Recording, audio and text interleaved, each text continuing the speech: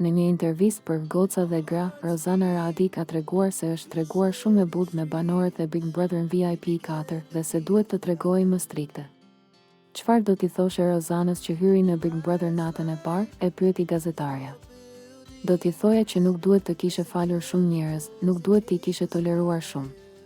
Do isha treguar më strikte, kam qenë shumë empatike me shumicën e tyre, u përgjigj Rozana. A ka një emër që do doje të mos ishe treguar aq zemërbut me të? E pyeti gazetarja më tej.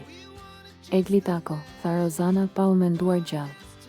Ndërsa më tej ajo shtoi se, me Eglin kemi lënë që do të pim një kafe pastaj do të vendosim, a do vazhdoj misia jon apo jo.